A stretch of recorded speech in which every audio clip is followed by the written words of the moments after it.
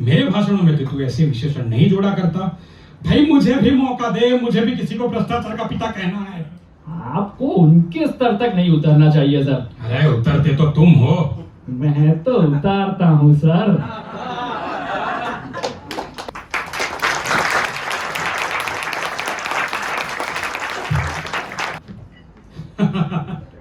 Good, very good, very very good.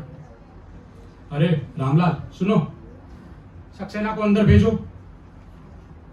Good. अच्छा सुनो, ज्यों ही दंगा हो हमारे एम्बुलेंस गश्त करना शुरू कर दे, लोगों को फौरन राहत पहुंचाई जाए। ठीक है, रखता हूं। मैं कमिंग सर। आओ सक्सेना, मेरा असेंबली वाला बयान तैयार है? जी सर, तैयार है। Good, very good. अच्छा सुनो, बहुत लंबा भाषण तो नहीं लिखा? नहीं नहीं सर, पढ़ने में आपको सिर्फ 5-1 मिनट लगेंगे। बढ़िया। अब मेरी बात ध्यान से सुनो। शहर में दंगे का डर है। इस मौके पर तुम्हें 3 बयान तैयार करने होंगे। जी सर, समझ गया। 3 बयान। पहला बयान इस समय के लिए तत्काल जारी करने के लिए, जब शहर की फिजा बिगड़ रही है, जब दंगे का खतरा है। इस बयान में मैं लोगों से अपील करता हूं कि वो शहर में अमन चैन बनाए रखें। यह जज्बाती तकरीर होगी जो सुनने वालों के दिलों पर असर करे। करीब 5-1 मिनट का बयान होगा, समझ लिया? बिल्कुल सर। दूसरा बयान दंगा भड़क उठने पर दिया जाएगा, जब मार काट शुरू हो गई होगी, जगह जगह आग के शोले उठ रहे होंगे, जख्मियों को अस्पताल भिजवाया जा रहा होगा। ये होगा दूसरा बयान। ये भी करीब 5 मिनट का होना चाहिए। पर इस बयान में क्या लिखना होगा सर? इसमें मुआवजे का जिक्र खास तौर पर किया जाएगा। मारे जाने वाले हर व्यक्ति के पीछे 10,000 रुपए, जख्मी के पीछे 300 रुपए। ठीक है सर। इस बयान को पहले से तैयार कर लो, क्या मालूम दंगा हो जाने पर मुझे कहीं दौरे पर जाना पड़ जाए। तीनों बयान पहले से तैयार हो जाने चाहिए। जी सर, बिल्कुल हो जाएंगे। और हाँ, तीसरा बयान हमारे जनतांत्रिक मूल्यों, मान्यताओं के बारे में होगा, हमारे ऊंचे आदर्शों के बारे में। यह बयान दंगों के बाद दिया जाएगा। अब इसे लिखने की क्या जरूरत है सर? ये तो पहले से ही लिखा हुआ मौजूद है। अरे होगा, पर इसमें कुछ तथ्य, आंकड़े कुछ तो जोड़ना होगा। हाँ सर, वो मैं जोड़ दूंगा। आप बिल्कुल चिंता मत कीजिए। इसमें तो केवल सरकार के ऊंचे इरादों, मनोरथों, उद्देश्यों का जिक्र होगा।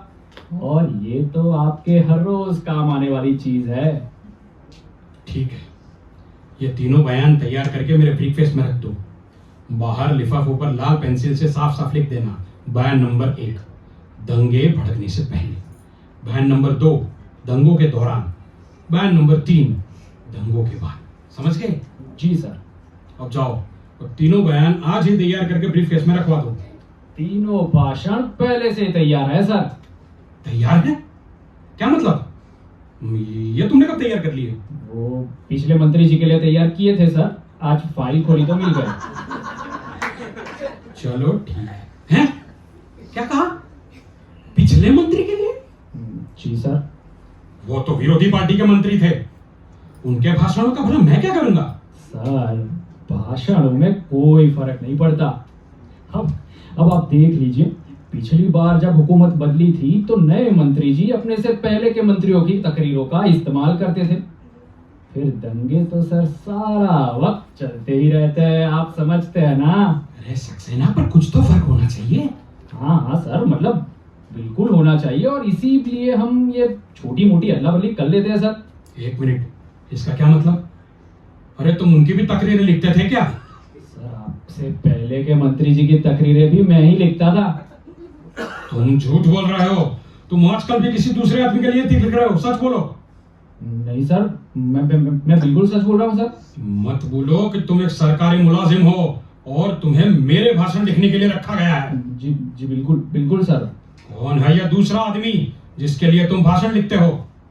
वो तो सर मैं दफ्तर के बाद अपने खाली वक्त में लिखता हूँ। अरे कौन है वो? वो सर वो विपक्ष के नेता के लिए सर। क्या? विपक्ष के नेता के लिए? तुम मुझे धोखा दे रहे हो, मुझे। नहीं नहीं सर, क्या क्या बात कर रहे हैं सर? मैंने आज तक किसी को धोखा नहीं दिया सर। ये धोखा नहीं है। सरकार के लिए भी तकरीरें लिखो और विपक्ष के लिए भी। वो तो मैं अपने प्राइवेट वक्त में लिखता हूँ ना सर। अब दफ्तर के वक्तों में केवल आपके ही भाषण लिखता हूँ। उनके लिए क्या लिखते हो? उनके लिए मैं जवाब या बयान लिखता हूँ सर। मतलब आपका भाषण पहले लिखा जाता है, बाद में उसके जवाब में उनका भाषण लिखा जाता है। अब इसका क्या मतलब है? मतलब समझाता हूँ सर आपको। जैसे जैसे आज आपने भाषण दिया, ठीक है, पर कल विपक्ष वाले आपके भाषण पर टीका टिप्पणी करेंगे, आलोचना करेंगे। वो आलोचना मैं लिखता हूँ सर। विपक्ष के नेता ने मुझे भ्रष्टाचार का पिता कहा था, क्या वो तुमने लिखा था? लिखा तो मैंने ही था सर। सक्सेना के बच्चे। और उसने मुझे राजनीति में नौसिखुआ कहा था, ये विशेषण भी तुमने ही जोड़ा होगा। सर ऐसे जोड़ा तो मैंने ही था, पर सर जवाब अपने भाषण में वो जब बड़ी तेज तर्रार बातें करते हैं, वो भी तो मैं ही लिखता हूँ। खाक लिखते हो।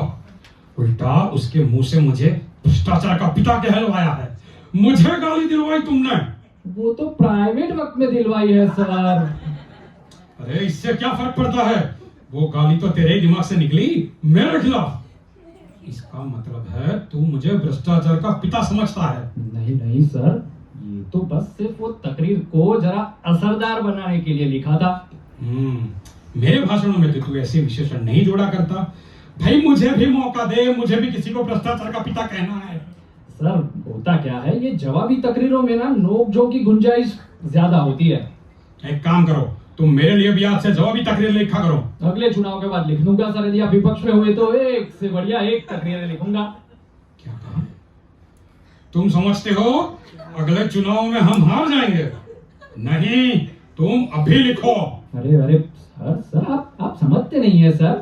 आप मंत्री है और मंत्री जी की अपनी गरिमा होती है, अपनी पोजीशन होती है सर। उनके भाषण में वजन होना चाहिए, वजन।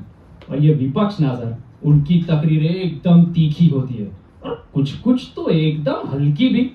इनका हमें ख्याल रखना पड़ता है सर। आपको उनके स्तर तक नहीं उतरना चाहिए सर। अरे उतरते तो तुम हो। मैं तो उतारता हूँ सर।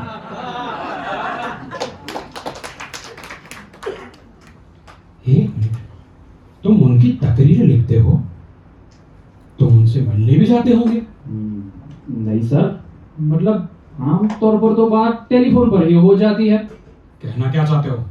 मतलब सर, इधर आपका बयान छाया होता है, उधर मुझे टेलीफोन आ जाता है कि उसका जवाब देना होगा। मैं घर पर ही जवाब लिख देता हूँ सर। हाँ, और फिर उन्हें देने जाते होंगे? नहीं सर, वो उनका आदमी मुझसे लेकर सीधा प्रेस में दे आता है।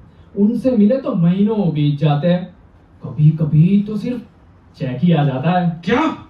हाँ, मतलब जब आप यहाँ पर नहीं होते तो मैं भाषण लिखकर प्रेस में दे आता हूँ, साथ ही उनका जवाब भी। दोनों साथ प्रेस में पहुंच जाते हैं। इससे वक्त की बड़ी बचत होती है सर। हरामखोर सक्सेना, मेरे भाषण पर तेरी टिप्पणी? अरे आपका भाषण भी तो मैंने ही लिखा होता है सर। सच बताऊं, अब तो आदत पड़ गई है। अब तो आपका भाषण लिखते समय ही उसका जवाब भी सूझ जाता है। कभी कभी तो मैं जवाब पहले लिख देता हूँ और भाषण बाद में। इसका मतलब है हमारे सारे भेद भी तुम उन्हें बताते रहे होंगे। सर भेद तो उन्हें पहले से मालूम होते हैं, उन्हें बताने की जरूरत नहीं पड़ती। अरे सक्सेना, तुम भेदिए हो क्या? मुखबिर हो? अरे सर, ये क्या बोल रहे हैं सर? मैं और मुखबिर? अरे सर, मैं सरकारी मुलाजिम हूँ सर, और आपके लिए भाषण लिखता हूँ। और इनके जवाब भी? वे तो खाली वक्त में लिखता हूँ सर। सर सुनिए ना, एक बात कहूँ सर। क्या है? मैं जवाब दे पाने के लिए भाषण लिखता हूँ, इसका भेद तो हर कोई नहीं जानता। वो तो आप ही को मालूम है ना। फिर? और मैं विपक्ष के नेता के लिए बयान लिखता हूँ, इसका भेद भी तो कोई नहीं जानता। सरकारी नौकरी लेते वक्त तुमने इस शर्त पर दस्तखत किए थे कि तुम इसका भेद किसी को नहीं दोगे। जी किए थे सर, बिल्कुल किए थे, और मैंने इसका भेद किसी को नहीं दिया। अरे अभी विपक्ष के नेता तुमने कहा कि नहीं? विपक्ष के नेता नहीं सर, विपक्ष के तो दर्जनों नेता है, और सर विपक्ष भी एक थोड़ी है, विपक्ष भी दर्जनों है। अरे तो तुम दर्जनों के लिए काम करते हो क्या? मैं काम मतलब मैं तो केवल एक नहीं सर, मैं बस केवल 3-4 के लिए काम करता हूँ। 3-4? कौन है वो? विपक्ष के नेता है सर। सबके लिए अलग अलग बयान लिखते हो? ना सर, थोड़ी बहुत अदला बदली कर लेते हैं। अब एक एक के लिए अलग अलग भाषण कौन लिखेगा? ओहो, ये आदमी मुझे पागल बना देगा। एक के मुंह से मुझे भ्रष्टाचार का पिता कहलवाता है, दूसरे के मुंह से भ्रष्टाचार का मूर्त रूप। सर सच बोलूं, वो मैंने नहीं कहलवाया सर। फिर किसने कहलवाया ये? वो ना मेरे बड़े भाई साहब ने, वो भी नेताओं के लिए भाषण लिखते हैं, वो भी लेखक है और फिलहाल जर्नलिस्ट भी है सर। अरे तुम लोगों ने इसे अपना खानदानी पेशा बना रखा है। मतलब ऐसा ही समझ ले सर। मेरी बहन भी बयान लिखती है। 1 मिनट रुको, फोन आ रहा है। हेलो, कौन? हाँ, पुलिस कमिश्नर, कहिए। बयान नहीं मिला? भिजवा रहा हूं, आज शाम तक मिल जाएगा। मैंने सोचा है मैं तीनों भाषण टैप पर रिकॉर्ड करवा के आपके पास भिजवा दूंगा। आप वक्त के मुताबिक उसका इस्तेमाल करें। लिफाफों पर साफ साफ लिखा होगा, रिजर्व बैंक से मुआवजे के लिए 5 लाख रुपए भी भिजवा दिए हैं। जल्दी ही किसी के पास पहुंच जाएंगे, इससे पब्लिक पर जरा अच्छा असर पड़ेगा। हाँ ठीक है। उस आदमी का पता चला है नहीं? अरे वही जो पुल के पास लापता हो गया था। क्या अभी तक पता नहीं चला? और आप कहते हैं कि स्थिति कंट्रोल में है। इस बयान की कल तक मुनादी करवा दे और मुझे बराबर खबर करते रहें, ठीक है? मुझे खबर देते रहो। रखता हूं। सक्सेना, कान खोल कर सुन लो, ये तुम्हारी धांधली नहीं चलेगी। पर इस वक्त मैं कोई कदम नहीं उठाऊंगा। ये तीनों बयान आज शाम तक तैयार हो जाएं, मैं इन्हें रिकॉर्ड करवा लूंगा और आज ही तीनों बयानों के टेप पुलिस कमिश्नर के दफ्तर पहुंच जाए। पुलिस कमिश्नर को समझा देना कौन सा बयान कब देना है। जी बिल्कुल समझा दूंगा सर। तो मैं जाऊं सर? रामखोर, भ्रष्टाचार का पिता। मुझसे कुछ कहा सर? नहीं, कुछ नहीं, दफा हो जाओ। जी सर।